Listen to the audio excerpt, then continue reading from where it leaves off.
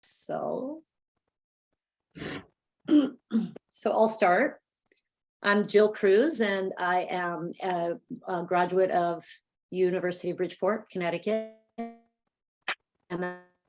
that's in human nutrition. And I'm a board certified nutrition specialist, and I'm from just outside of New York. Charlotte, you want to go next? All right. Hi, guys. I'm Charlotte Abadi. I live in New York, out on the east end of Long Island. I graduated from the Maryland University of Integrative Health back in 2018. I do all my practice on Zoom, little fun fact. So I'm used to this setup. And I absolutely am incredibly excited to start this book club with you guys. What were the other questions? I think I hit them all. I'm a CNS as well, too. Okay. Yeah, that's perfect. Elizabeth? Hi, everyone. I'm Elizabeth. I am a CNS since 2014. I live outside Washington, D.C. I have a small private practice, and I also work in the nutrition department at MUIH. For Robin and Cheryl, MUIH, I don't know if you're familiar with MUIH, but it's up there as a very well-respected, at least for their nutrition program. I'm sure they have other programs. Oh, and I have to add, I didn't go to MUIH because their nutrition program didn't exist when I did my master's. I went to New York Chiropractic College for my master's in nutrition. Yes, that's another one. Yeah. Robin? Yeah, I'm Robin Maynard Dobbs. I'm in Seattle, Washington, and I've been a health coach for the last 30 years. I have a process called Becoming Lighter, and I'm a certified counselor in Washington and also a certified hypnotherapist. And I'm real excited about becoming a women-centered transformational coach and working with health issues specifically. I'm so grateful, Jill, to be invited to this group. Really excited. Yeah, I'm glad to have you. Robin is super smart, and we're very aligned philosophically in terms of working with people, helping women lose weight in a very conscious way. Yes. If I just could choose one word, that would be it. Cheryl, you want to go next? Yeah, I'm a functional medicine MD. My original training was in hematology oncology, which I did for about 13 years, and I was adjunct professor at Columbia and in a community practice, and then found functional medicine at the Kenyon Ranch, fell in love, and was kicking myself like, why didn't I know about this earlier? And so I started my functional medicine practice in 2007. And Jill, I don't remember when we met, but it seems like a long time ago. And Jill wandered in and needed to do supervised hours for her CNS. So we spent a lot of that time together. And then she started working with me, and we have a pretty intensely ill population that we were working with, and she was more interested in other things. So we're not together anymore, but we're still together a lot, just sharing papers and books and information. And I'm trying to lure her back into doing a longevity medicine project with me. I've since kind of started more formally studying genomics-based longevity medicine and exercise physiology. So I'm sort of preparing to move out of general functional medicine and more into longevity medicine with an emphasis on diet and exercise prescription. So, you know, the reading that you guys are doing and the work that you're doing is totally fascinating to me, and I'm really happy to be included. Yay, I'm happy you're here. Yeah, I've been known in many circles to refer to you as brilliant. So yeah, I'm very appreciative of all the years that we spent together. It was amazing. So Jen, and then Michaela. All right, I'm Jennifer Huelskamp. I live in Chicago. I graduated from UB's Master's in Nutrition program actually end of last year, so almost certified. I took my tests. I still have a couple hundred hours left, but yeah, so basically just working on my certification now. And I work with a functional med doctor here in Chicago. see clients of his, kind of a range of everything right now, but I would say gut health is like one area that I'm super interested in. And I've done a lot of, like I read, actually most of the health books I usually read are around different things related to like plant-based diets, and actually some of the longevity things that you might have read, Cheryl. So I thought this book was like very different than what I normally read. So I thought that was a really interesting perspective. So yeah, looking forward to kind of reading things outside of what I may normally choose, I think, and kind of sharing all of that with you all. Yeah, that's important. Hi, Michaela. Hi. Just remind me what exactly. Oh, just a brief introduction. Sorry, my brain is, yes. Okay. Like where you live and where you're at with your training and nutrition. Okay. Yes. Hi, everyone. So my name is Michaela. I'm actually Jill's mentee. So for my CNS hours, I just graduated from Southwest College of Naturopathic Medicine in June. So hopefully I can take my test in December. We'll see how that goes. I am working with people, you know, here and there, but so I'm really learning still, and it's really great. My main focus is like metabolic health and obesity, and then also exercise. And I'm a personal trainer and group fitness instructor. So I like to couple the nutrition and the exercise together on my journey. So that's where I'm at. Oh, and I live in California. So that's why it's Still daylight. funny. So I took some notes. There were some things in this book that really stood out for me. But if, you know, I can dive in with stuff, questions, thoughts that I had, or, you know, if anybody else wants to jump in and, you know, I really got to talk about this one thing, please do so. Overall, did you think the book was, what did you think? Did you like it? Did you think it was, you know, scientifically strong? What were your thoughts? I have to say, I read her first book not Deep long Nutrition. after it came out, and I was very, very excited that she had this book and waited for it. And I have to say, I was a little bit disappointed in that I think some of her basic tenets about food are correct, that, you know, we need to eat more ancestrally. Her points about salt intake, I think, are right on target and not talked about enough. Her points about snacking, like all, you know, the seed oils, all that stuff is really important. But when you get down to brass tacks of the second half of the book about how you're actually going to follow her plans, it's basically a keto diet. There's nothing new about it. There's nothing innovative. You know, with all the attendant, you know, issues of compliance, and that 15% of people are going to have skyrocketing lipids if they eat the amount of saturated fat that she recommends. She's got, you know, lunch meats and almond milk and things that, you know, we might not be, you know, wanting our patients to really, I mean, the almond milk mainly because of the thickeners. So I guess, you know, the basic points that she makes in the beginning, I agree with, and I think she writes them well and they're important, but everything from like the middle half of the book on, I thought was really not deployable, you know, kind of the way it was presented, and not particularly new. I could see that. I felt like a little disconnect between that first part of the book and then when it came to the actual implementation of the diet, I was like, some of these recommendations aren't the healthiest. It didn't seem to really align with the direction I thought she was going to go in. I could see your point there, and I agree with that.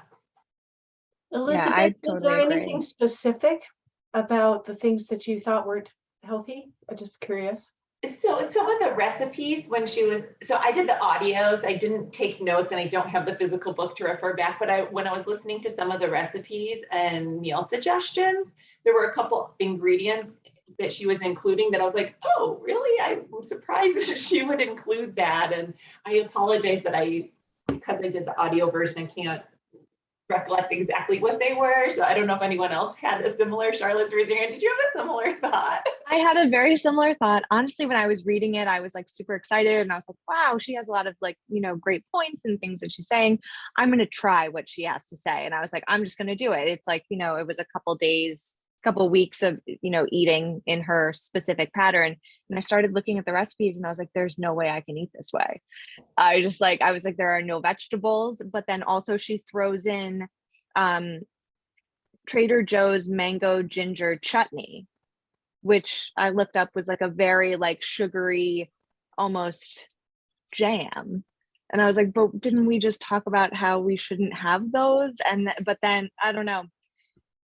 I found it really hard. Cranberry sauce, dried cranberries. I know you can find them unsweetened, but cranberry sauce specifically is really tough to find unsweetened.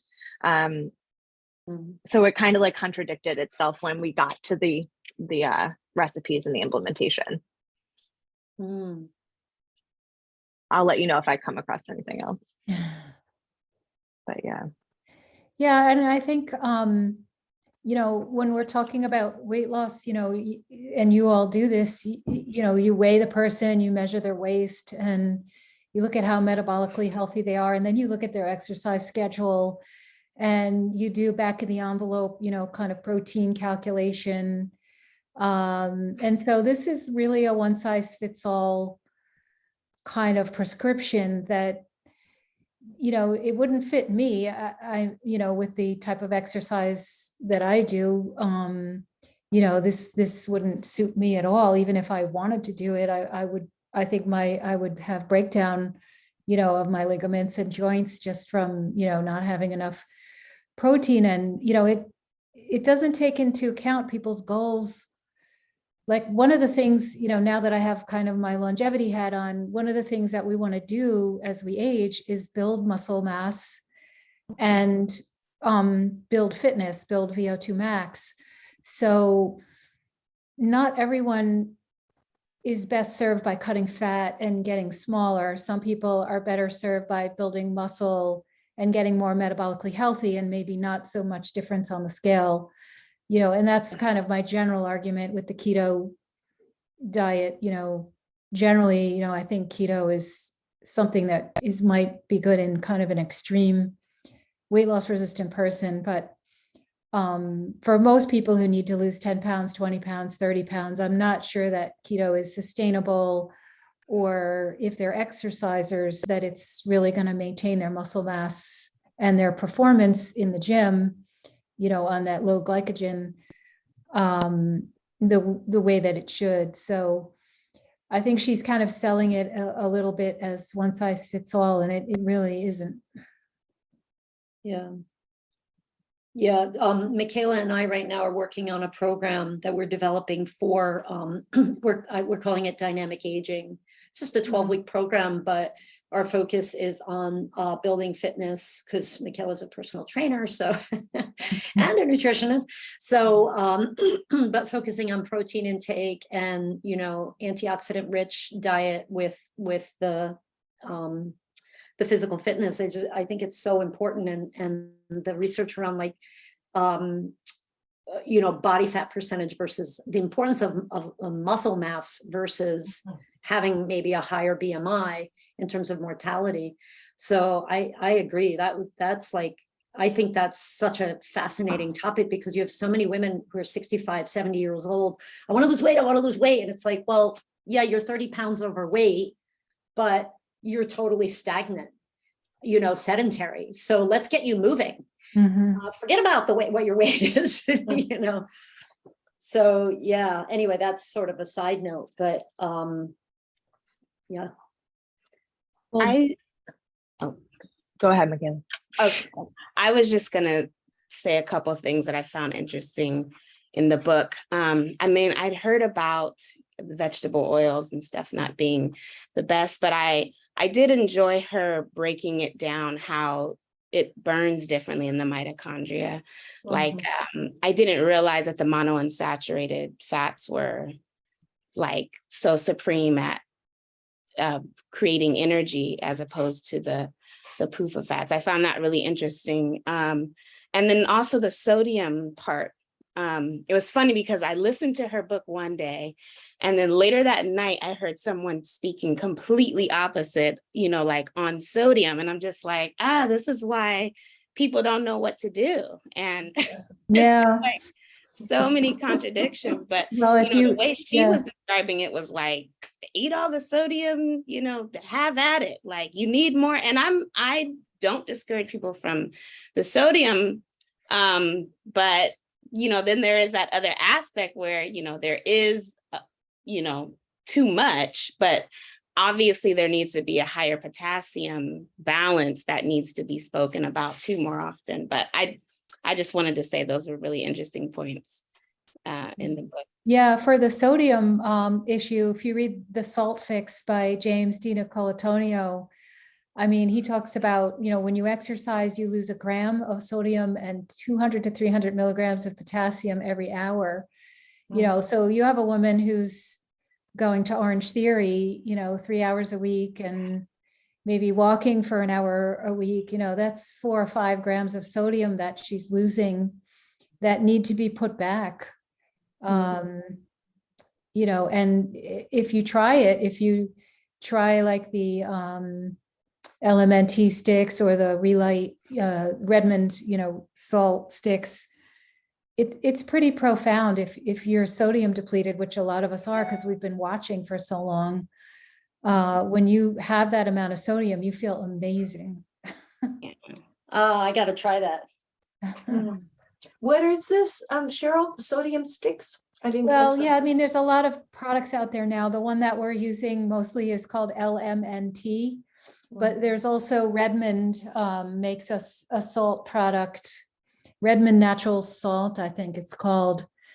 And they're salty, but they have a lot of potassium. They have potassium, and they have the LMNT has magnesium and potassium. So it's kind of like coconut water without the sugar, and a little more salt. Jill, it's kind of like a combination of the Body Bio Elite with more salt. So for anyone who's athletic or who's been ultra low carb for a long time and is probably salt depleted, it's like a shot in the arm. I mean, it's like your cells just plump up and your brain turns on, and it's amazing. Yeah. I have a client who has kidney concerns and definitely cut out sodium, but she is doing a lot of steps trying to get her activity going. And she's really, I'm just concerned because her doctor's saying low sodium, everyone's saying low sodium, and I'm just curious about what your thought is on that. Well, does she have significant renal insufficiency? Like, do you know what her creatinine is, or? I don't know. It's specific. Yeah.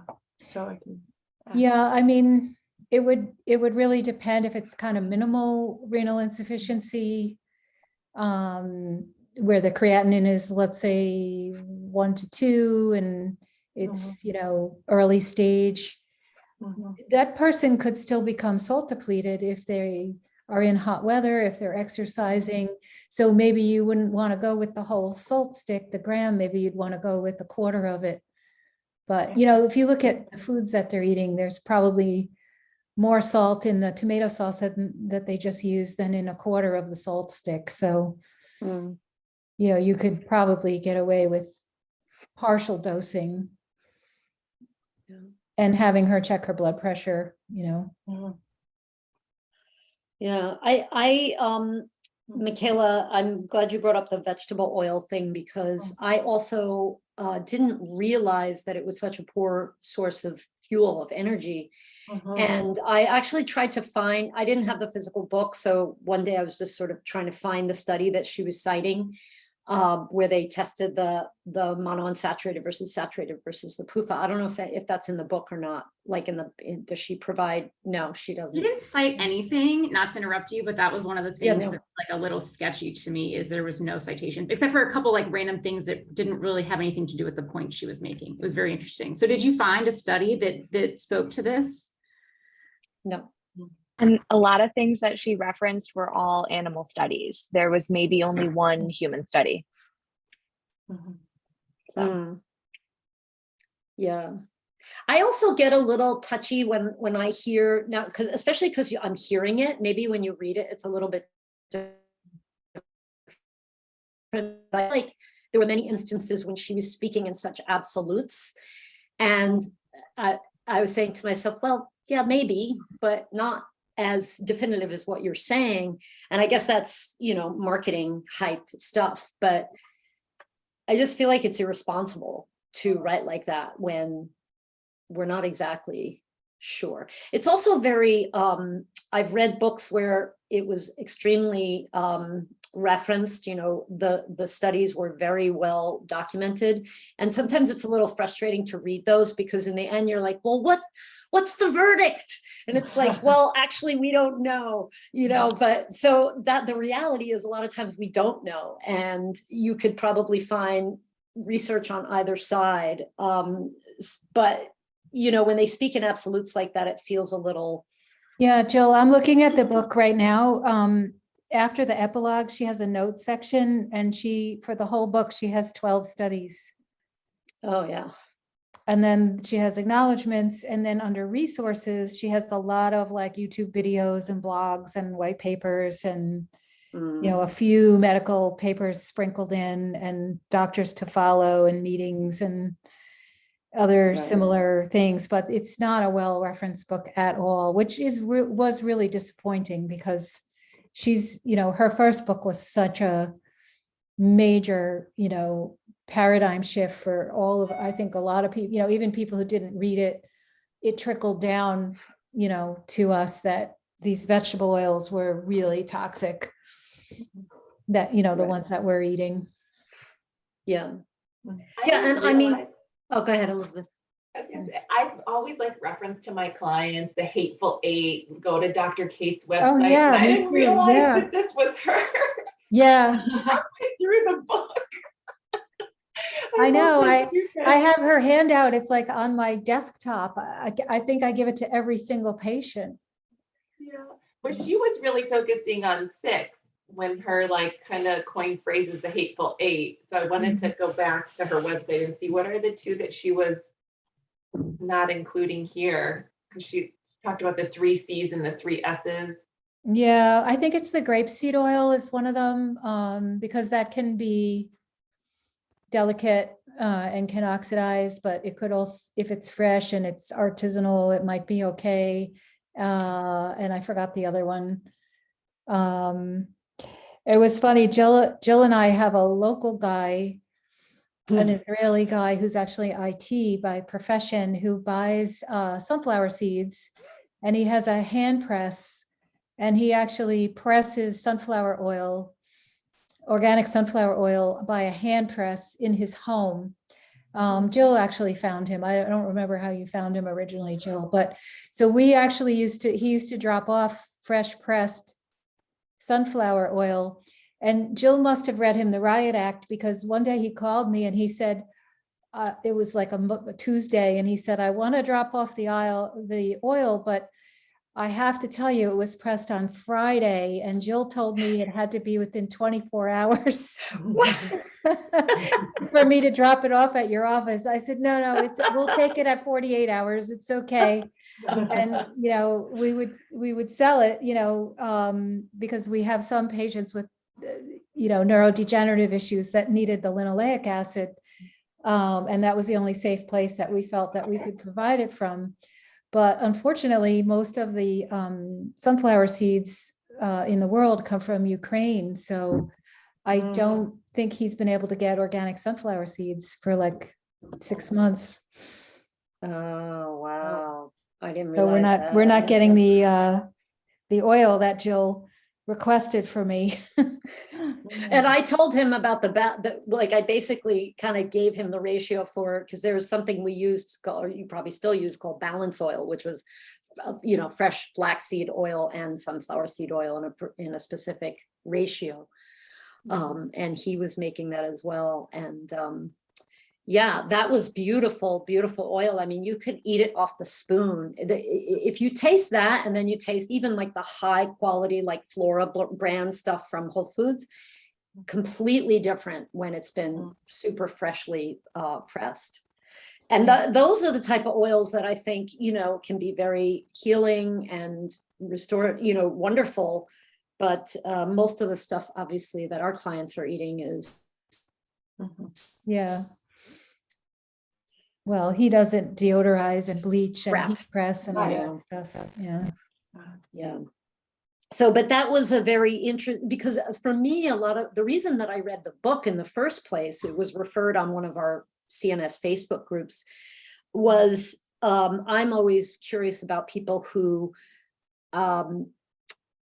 appear to be doing everything very well. So they might be eating, 1,000 calories or 1,200 calories a day, and they're exercising, and they just can't, it seems like they're so stuck metabolically.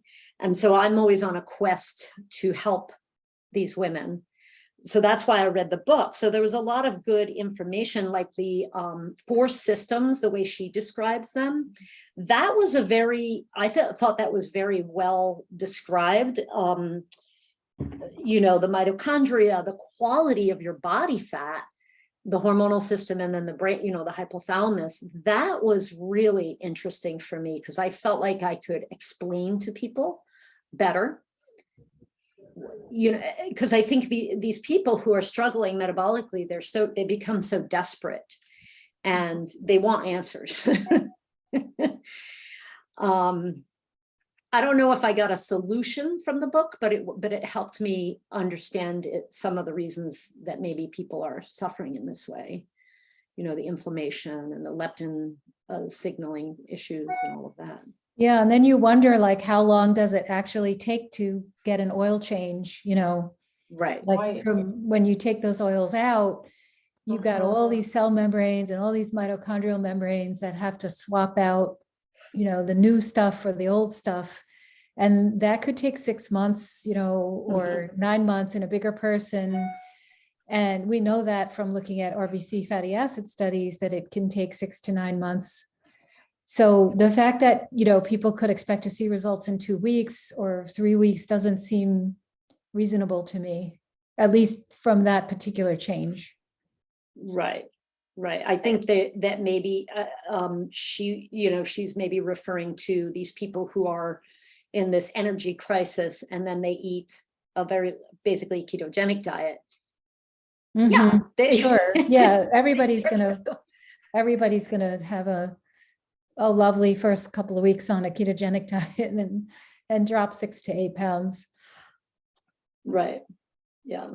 I did appreciate her including some carbohydrates to transition into the ketogenic diet. I think that can really help minimize that sort of keto flu a lot of people experience. So I thought, I know there were a lot of things maybe we didn't love, but I felt like that was some sound advice there, because I've seen that happen both ways, where people just jump from their existing diet to keto diet and they have this awful transition, versus kind of bringing your carb down, going into those slow carbs, and then getting into your ketogenic phase.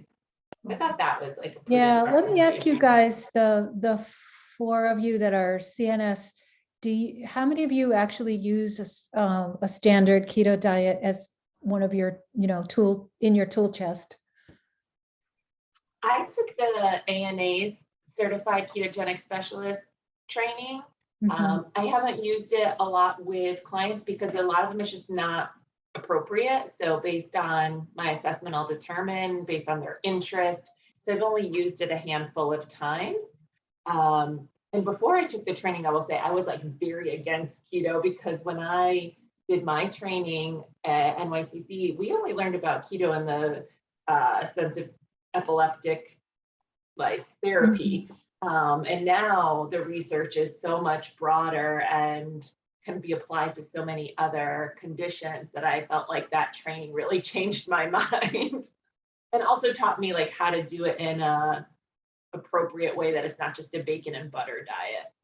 Mhm. Yeah, that's helpful to hear, Elizabeth, because I haven't used it ever. It just seemed too extreme for me in the way that I approach my clients. And honestly, I don't think I've really had someone that really needed it.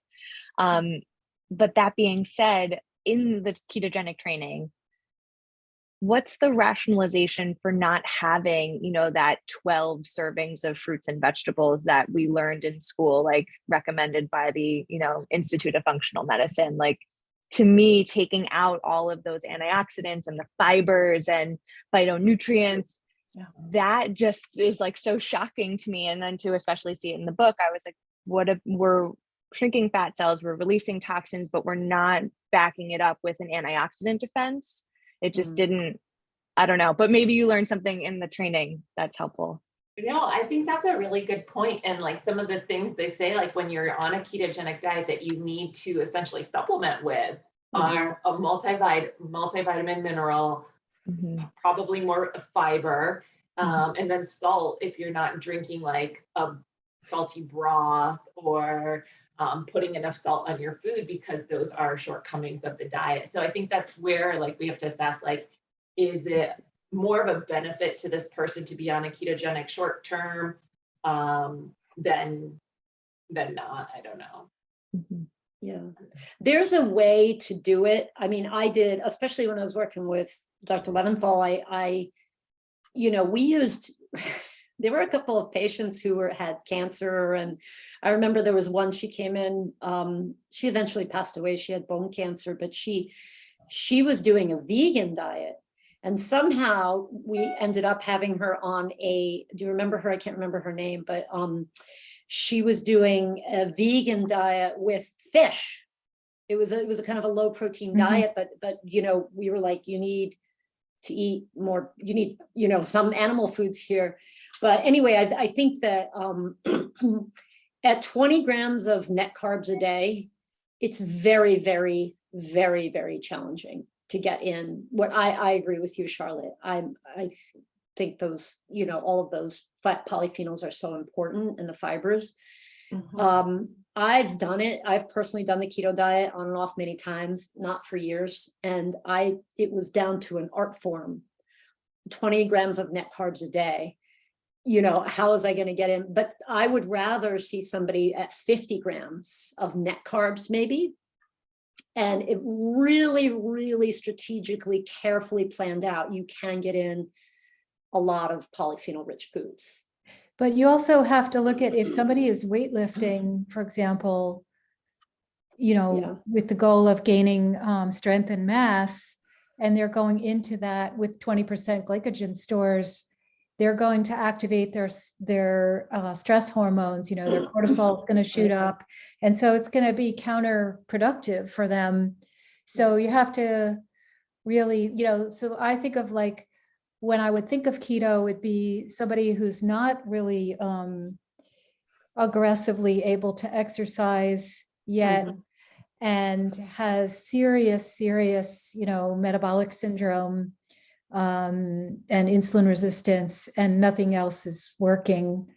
But if you're just talking about kind of your average person with 20, 30 pounds, 40 pounds, who's relatively active, it's really tough to, you're not going to reach your exercise goals, which we know are important for longevity and optimal health. And you have the risk of creating very high stress hormones and longer recovery times, depleting your recovery bucket when Michaela, you probably see this, like people with overtraining who don't spend enough time in recovery, so their HRV drops and their sleep suffers, and then all kinds of systems go down. So, I think of keto as kind of like really a last ditch strategy.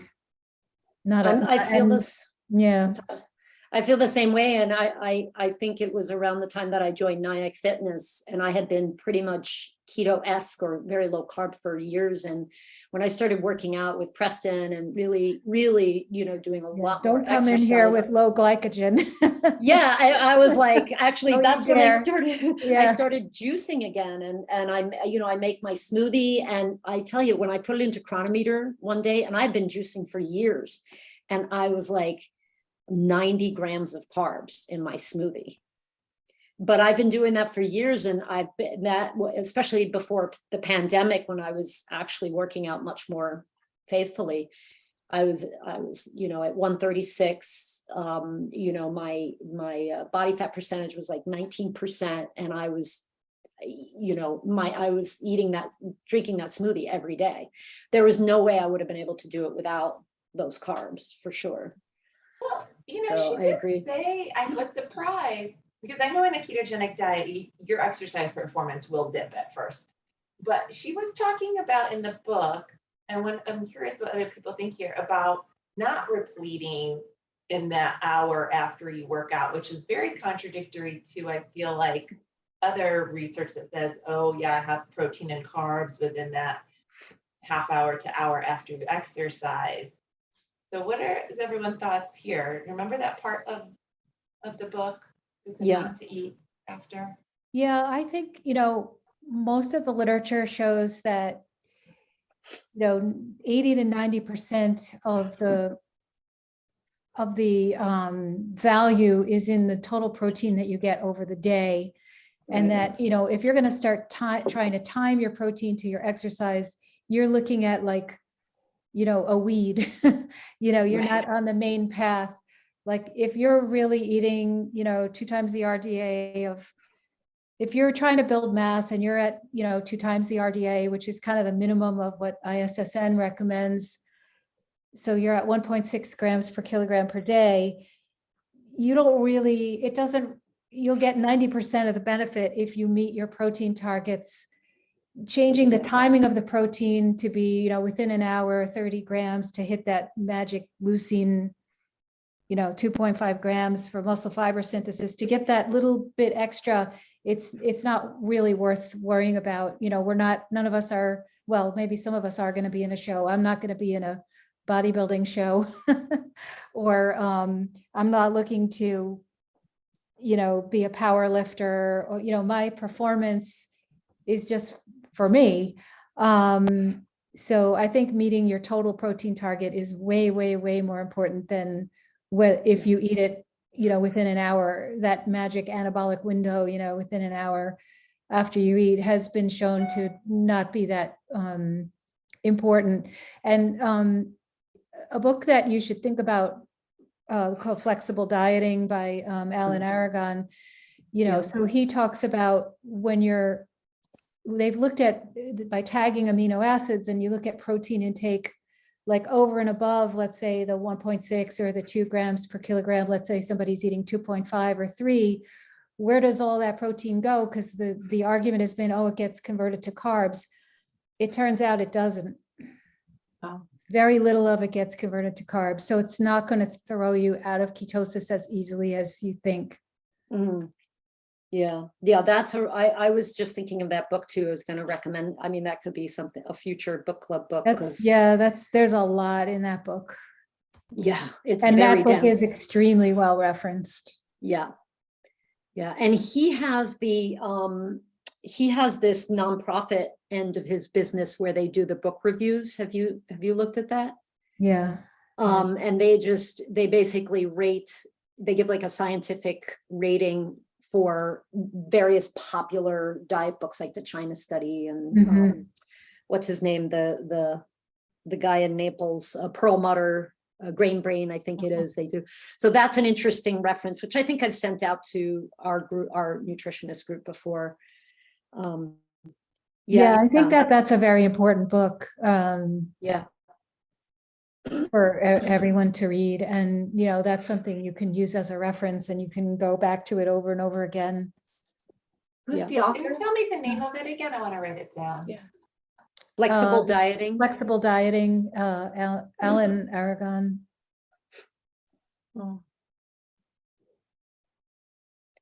Yeah, he's I guess an old time fitness guy who's really dived into But he's you know, done some research. original metabolic research and Right. as well. I mean, he's very, his academic chops are good. Yeah. Yeah, he was on a podcast, I guess with his book coming out, Flexible Dieting. So you could probably find a couple of, you know, interviews listening to him, which is interesting. Was he on I feel like he was Lion on at TIA. Was he? Atia, right? Maybe, think. yeah. Or maybe Gabrielle Lyon or somebody like that. Oh, actually, maybe you sent me that. I think you sent me that one. Yes. Yeah. Yeah. Yeah, that I read that book and I was like, oh, you know, I worked so hard to get my protein intake from 60 to 100. Now I got to get to 140. So you got to be kidding me. Can I ask a question about that? Yeah. I'll tell you, She was saying that the excess protein turns to fat. So Right. I mean, I was Well, surprised. to get to fat, it would have to go to carbs in between, right? In between. You can't convert protein to fat. So what she's saying really is that you convert the excess protein to carbohydrate, and then you convert the carbohydrate to fat that you don't need. But if you're hypocaloric and high protein, that doesn't happen. Mm. You don't convert the protein to fat. You burn it. It's only if you're overeating for, you know, calorically that would happen. If you're eucaloric or hypocaloric, that won't happen. You don't have to worry about that. Yeah. Well, I had a client, a one-on-one client that I work with who she's a little crazy about. She's a hardcore, she owns a lobbying firm. She's like, this woman gets shit done. You know what I mean? She's successful. And, but the weight has been the big thing for her. And so she went to Thailand for 5 weeks for one of these weight loss camps. Actually, one of the guys there who runs it was the trainer, one of the trainers, I guess, from The Biggest Loser.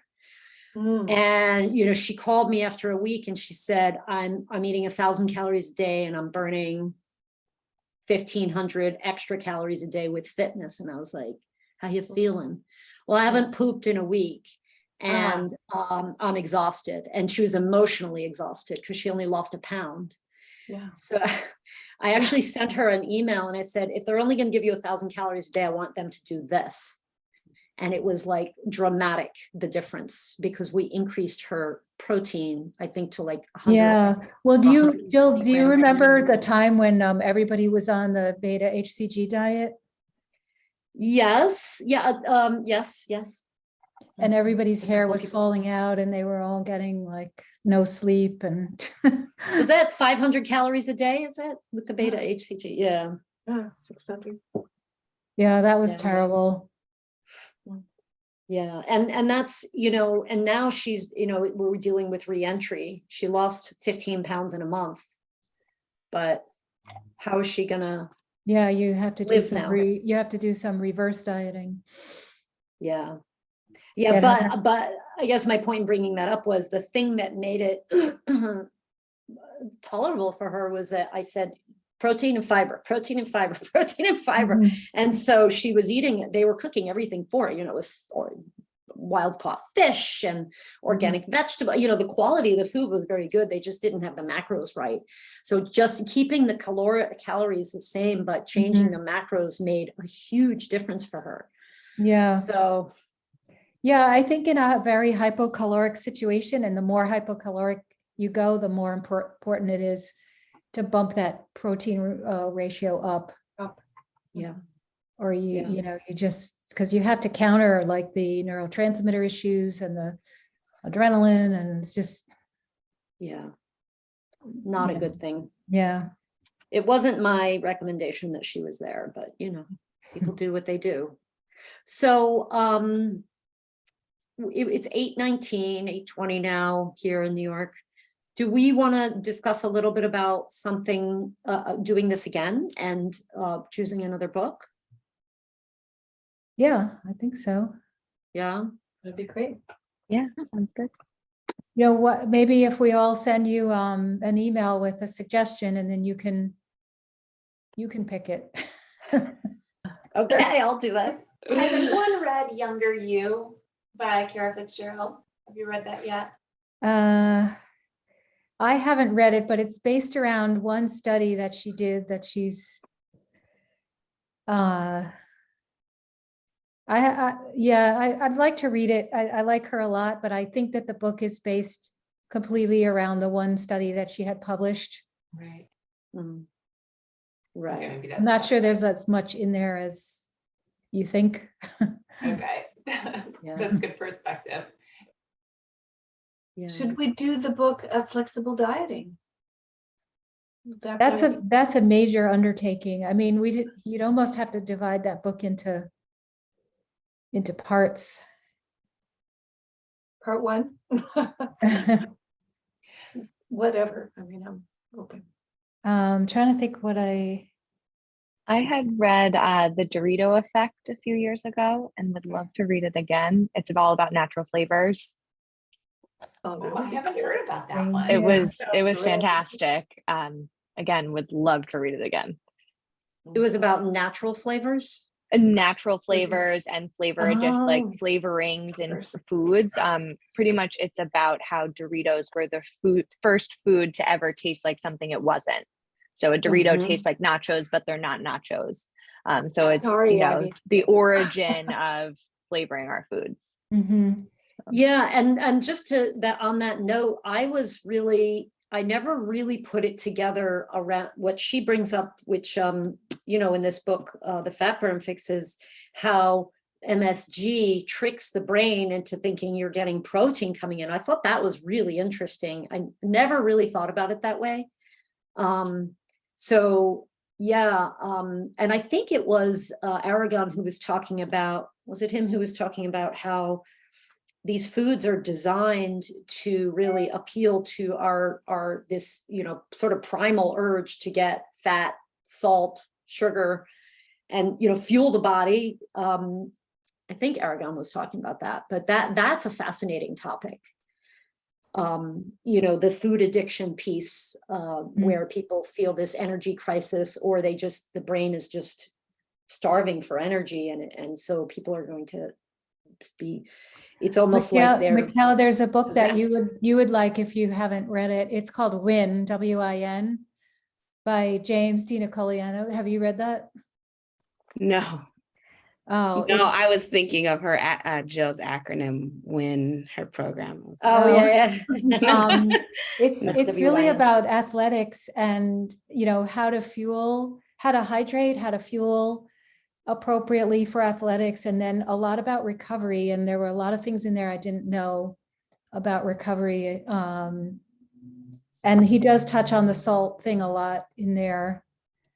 Tell me the name of that one more time. It's called Win by James Di Nicolantonio. But it's all about sports performance. He's a he's a pharmacist actually, and he's done some primary cardiovascular research, and he's been a coach for several professional athletes, and he writes a lot about you know, fueling for targeting maximum performance, basically. That it's right up your alley. Yeah. I'm definitely gonna check that out. Yeah, me too. Thank That sounds you. good. Yeah. So- I was gonna say real quick, someone just referred a book called Burn to me. I guess it just came out maybe last year or this year, but it's I guess it has a bunch of new research about burning calories and losing weight and staying. I just wonder, like, is there anything really new? But Yeah. but someone who read it, another CNS, was really like gung-ho about it. So Oh, Herman Poncer. Herman Poncer, yeah. Yeah. Oh, you know, yeah. Go ahead. Another book that I have that I have, it's downloaded but not read, is The Comfort Crisis by Michael Mm. Easter, about how we don't, you know, our bodies are always at room temperature and everything is done for us. And so we don't really, we don't build resilience into our systems. So that's on my list to read. And then Natural Health is Russell Jaffe, I think, Natural Bone Health. So that's a new book on bone health, but he can sometimes be a little bit out there. I read the Burn book. Herman Poncer, he's an anthropologist. Yeah. But it is interesting. It is definitely an interesting book. Anything new and exciting that you Well, got? I think a lot of what he talks about is the fact that, which she mentions in the book too, is that exercise is not really a very long-term strategy for weight loss. Like, your body adapts to the extra burn, the extra caloric burn by down-regulating other systems. And so that was pretty interesting. Okay. I thought the anthropology perspective was very interesting. Another that I have utilized in my practice, which is more mindset based, is the fact that he talks about how as human beings, we are the way that we were, the sort of clinching factor that allowed us to evolve away from apes was the fact that we were able to share, that we learned to share. So we would share tasks, we would share food. And so from that, out of that grew this tribal mentality. Like you literally cannot survive without the tribe. And so now that still affects our behavior to this day. But like the deep underlying desire to be included, to be loved, to be part of the tribe, which I think affects, it's like an underlying factor in all of our behavior. So I've utilized that in my practice when talking to people, because being overweight or obese or having obesity and not conforming to the perfect, figure that we're all supposed to have feels like an existential crisis. It feels like a threat to our survival because we are not what we should be. So I have talked to women about that and brought that to light, because it's really a fear-based, that drive to lose weight is all coming from fear. Yeah. I think if we're aware of that, it helps. It doesn't solve all the problems, but it's a good conversation. Yeah. So I guess send me your suggestions. I got one already from someone who couldn't make it today, the food mood connection. It's a good one. Yeah. Yeah. Mhm. So let me know what you want to do, and we'll set another date. Does this time work for everybody? For our Yeah, it's great. I don't know about the West Coast people. I think for the West Coast people, it's probably great. Yeah, it works. For me, it's like, I'm like in my cocoon and I'm like, oh, I gotta go get back on Zoom, Well, But it's better worth for it. me that it's not like between 5 and 7:30. I would definitely not be able to make it. So, Okay, all right. Before We'll try 5 or to. after 7:30. Okay, all right, good. So we'll do it again. Hi, Robin, welcome back, but we're about to go Thanks, hop off because it's Yeah, almost of course. bedtime. So this was recorded. I'll send it out to you. Share it as you like with clients, or however you want to utilize it. And I think I personally think that there are a lot of our people in my community who are interested in sort of being a fly on the wall for this sort of conversation. Yeah. Well, thanks Jill. for Thank putting you, this Jill. together. Yeah, and Yeah, putting us sure. together. Thank you. All right. Have a take good care. night. Thank you so Good much. Time. Bye-bye. Bye. Nice to meet you all. Bye. Nice to meet you all. Bye. Yes, absolutely.